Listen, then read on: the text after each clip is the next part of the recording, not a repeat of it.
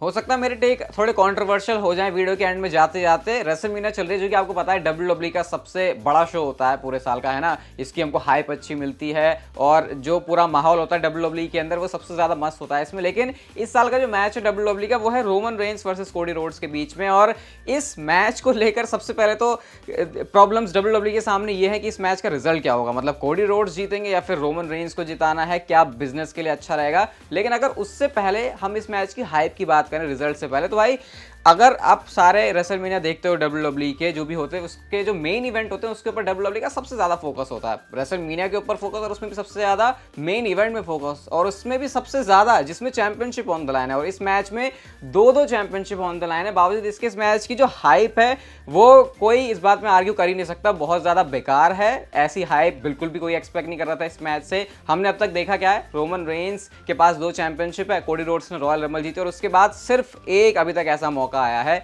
जब Roman Reigns और Cody Rhodes सामने सामने आए हैं। अब ये बात मैं खुद अपने चैनल पे कहता हूं कि जो डब्ल्यूडब्ल्यूई है वो किसी भी शो को हाइप करने के लिए सिर्फ उनको एक एपिसोड चाहिए होता है, चाहे वो रॉ का हो या फिर स्मैकडाउन का हो। लेकिन ये बात मैं ये नहीं कहूंगा कि रेसलमेनिया के ऊपर अप्लाई होती है, क्योंकि अगर आप रेसलमेनिया पुरानी उठाकर देखोगे, मतलब 38, 37, 36, हम ये चीज़ एक्सपेक्ट करते हैं, मतलब पूरी पीछे तक भी जा सकते हो, कि एक जो मेन मैच है उसकी हाइप अच्छी होनी चाहिए। ये कोई बैकलैश नहीं है, ये कोई फास्ट लेन नहीं है, ये कोई एलिमिनेशन चेंबर नहीं है कि चलो ठीक है अगर हाइप अच्छी नहीं भी है एक एपिसोड में कुछ ऐसा कर देंगे कि फैंस एक्साइटेड हो जाएंगे। ऐसा नहीं होता। यहाँ पर लॉन्ग टर्म वाली स्टोरी टेलिंग होती है। आप पिछली पुरानी Randy Orton, John Cena, triple H, Brock Lesnar, Undertaker, Brock Lesnar, सारी ये ज़्यादा पुराने भी नहीं में जा रहा है। इन फ्यूड की अगर बात करो तो भाई ये कितनी बढ़िया रही है। लेकिन उस हिसाब से आप देखो यहाँ पे 2 चैंपियनशिप ऑन द लाइन, और उसके बावजूद मामला बहुत ज़्यादा फीका चल रहा है। सिर्फ स्टोरी लाइन के नाम पे क्या चल रहा है, ये चल रहा है कि कोडी रोड्स क्या अपनी स्टोरी को फिनिश कर पाएंगे, क्या कोडी रोड्स रेसलमेनिया के मैच में रोमन रेंस को हरा पाएंगे। और तुम ये भी देख रहे हो कि सोशल मीडिया पे ज्यादा इसके बारे में कोई बात नहीं कर रहा कि रेसलमेनिया की इस मैच की बिल्ड अच्छी नहीं है,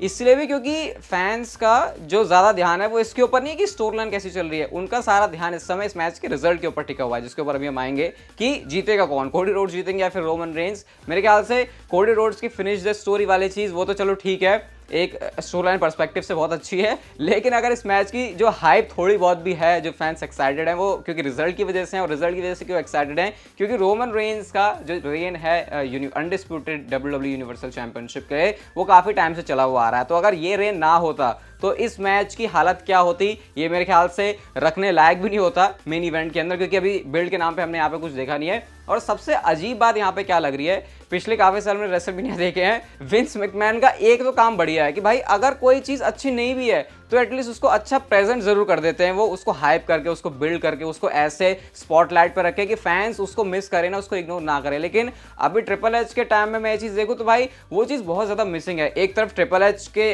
कंट्रोल में होने से बहुत सारी अच्छी चीजें तो हैं, लेकिन एक बहुत बड़ा डाउन साइड ये भी है कि बिल्ड नहीं कर पाते वो किसी बड़ी चीज को, उसको उतना हाइप नहीं कर पाते जितना उसको हाइप मिलनी चाहिए। मतलब विंस मैकमैन का ऐसा था कि भैया प्रोडक्ट अच्छा ना हो, हम मार्केट में बेच अच्छा लेंगे। लेकिन ट्रिपल एच के केस में वो थोड़ा सा अजीब है।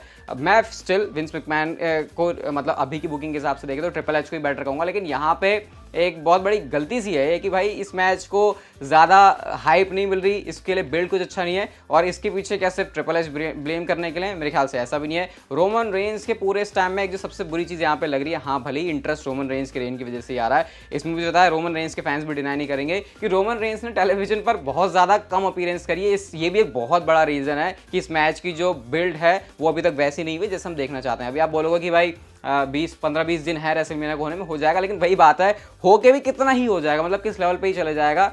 बिल्ड उस चीज की तब होती है, उसमें टाइम भी होता है, जरूरी नहीं कि एपिसोड्स की बात हो रही है। अगर सोचो कोई लॉन्ग टर्म स्टोरी टेलिंग, उसको क्यों कहते हैं, वो 5 साल पहले हुई अब दोबारा हो रही है, तो जरूरी थोड़ी था कि वो पूरे 5 साल में चली थी। लेकिन क्योंकि शुरुआत और एंडिंग पॉइंट उसका 5 साल का था, जरूरी नहीं है कि वो कंटिन्यू था, तो उस वजह से फैंस पुराने बात से उसको रिलेट करते हैं। और यहाँ पर रिलेट करने के लिए क्या होगा कि भाई मार्च में आए थे दोनों आमने सामने और उसके बाद इन्होंने मैच भी कर लिया, तो ये चीज़ अच्छी नहीं थी। और रोमन रेंस अगर रेगुलरली टीवी पर ज़्यादा अपीयर होता तो मेरे ख्याल से ये एक बढ़िया चीज़ होती। लेकिन रोमन रेंस ने इस टाइम पर ही और ज़्यादा शोज़ को मिस करना शुरू कर दिया है। इवन फैंस तो इस बात पे भी एग्री करेंगे कि भाई चाहे 2-3 महीने रोमन रेंस ना आए टीवी पे, एटलीस्ट रेसलमेनिया के टाइम पर उनको आना चाहिए। रॉयल रंबल की बात करें सीजन है, वहाँ पर अपीयरेंसेस ऑलमोस्ट 90% देनी चाहिए, लेकिन रोमन रेंस की वो चीज़ हो नहीं रही। तो ट्राइबल चीफ की पॉजिटिव बात ही है सारे, लेकिन एक बहुत बड़ा डाउन साइड ये है ट्राइबल चीफ वाले कैरेक्टर का कि वो टेलीविजन पर ज़्यादा आते नहीं है। अब क्योंकि मैंने कहा कि इस मैच की जो सारी हाइप है, जो सारा बिल्ड है, वो इस मैच के रिजल्ट की वजह से है कि इसमें जीतेगा कौन। अगर इसमें अनप्रिडिक्टेबल होने वाला फैक्टर ना होता तो भाई तुम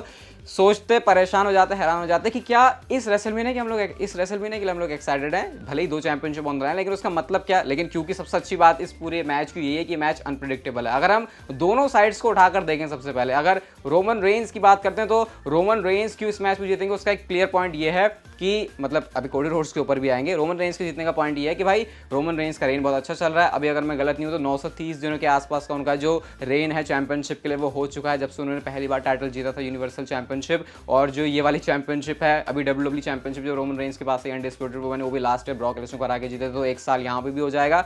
तो क्योंकि रोमन रेंस को अभी तक कोई हरा नहीं पा रहा, तो ऐसे में फैंस के लिए ये बिलीव करना मुश्किल है कि क्या कोडी रोड्स वो काम कर सकते हैं। तो रोमन रेंस का तो भाई बहुत बड़ा फैक्टर ये है मैच को जीतने का कि क्योंकि उनका रेन अच्छा चल रहा है। WWE 1000 दिन से ज्यादा कौन को रेन देना चाहेगी, अनडिस्प्यूटेड चैंपियनशिप लुटवा दी रोमन रेंस से, तो कैरेक्टर हो सकता है एकदम से नीचे चला जाए। तो ये रोमन रेंस के जीतने का इस मैच में बहुत बड़ा रीजन है। लेकिन अगर कोडी रोड्स की बात करें तो उनके तरफ से एक ऐसा रीजन बहुत बड़ा निकल के आता है कि वो इस मैच को जीतेंगे और रोमन रेंस को वही डिथ्रोन करने वाले बंदे होंगे। सबसे पहला, ऑलरेडी रोमन रेंस का जो पूरा रेन वाला सीन है ये बहुत लंबा जा चुका है और मॉडर्न एरा में हम लोग ऐसा देखते हैं कि WWE इतना ज्यादा किसी सुपरस्टार को लंबे टाइम तक चैंपियन बना कर रखे। ये ब्रूनो सैमर्टिनो वाले टाइम की बात नहीं हो रही कि हाँ भैया बंदा 2000 3000 4000 दिन तक चैंपियन रहेगा, वो सीन यहाँ पे नहीं है। और ऊपर से उनका फिनिश द स्टोरी वाली चीज है वो भी है, उसका भी पूरा सेंस बनना है कि भैया बंदा वापस आया, WWE में रॉयल रंबल जीता, उसके बाद ऐसे सुपरस्टार को हराया और अपना वो ड्रीम अचीव किया जिसका सपना उसने बचपन से ही देखा था। लेकिन अब यहाँ से एक ऐसी बात है जो कि हो सकता है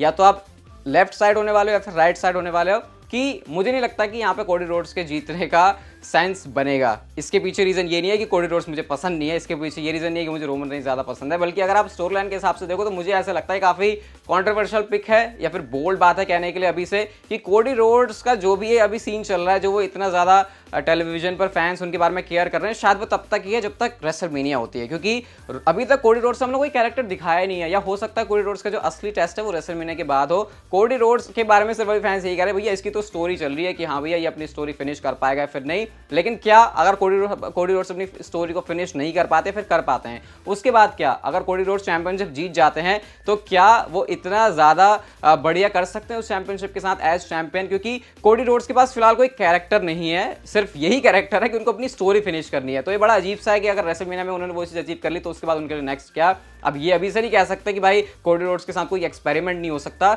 लेकिन अगर ज्यादा चांसेस देखो तो इसी बात है कि कोडी रोड्स अपना उसी कैरेक्टर को प्ले करेंगे और रोमन रेंस से better champion. Even Roman Reigns के ऑलमोस्ट 900 से ज्यादा दिन हो चुके हैं, लेकिन फिर भी हो सकता है वो बोरिंग ज्यादा बन जाए रोमन रेंस से। काफी सारे फैंस तो इवन रोमन रेंस के रेन को भी बोरिंग कहते हैं और उसके पीछे ऑब्वियसली रीजन ये है कि क्योंकि हमने रिसेंट टाइम में ज्यादा टाइटल चेंजेस देखे नहीं, ज्यादा बार टाइटल चेंजेस हम लोग देखते रहते हैं, कोई सुपरस्टार इतने टाइम तक चैंपियन नहीं होता, तो इसलिए रोमन रेंस को बोरिंग कहते हैं। बट मेरे हिसाब से रोमन रेंस का जीतना रेसलमेनिया में ज्यादा सेंस बनाएगा। ये मैं कह नहीं रहा कि ऐसा होने वाला है, लेकिन अगर आप WWE के थोड़ा पर्सपेक्टिव से सोचने की कोशिश करो तो क्योंकि रोमन रेंस ऑलरेडी इतना कमाल कर चुके हैं, रोमन रेंस अगर अब रेसलमेनिया के अंदर भी जीत गया और अब उनको कोई नहीं हरा पाया, तो ऐसे में भाई फिर किस लेवल पर चले जाएंगे रोमन रेंस। अभी अगर आपको लग रहा है कि वो सबसे ऊपर है तो उसके बाद एक नेक्स्ट और दरवाजा खुलेगा और वो रोमन रेंस का अगला लेवल होगा।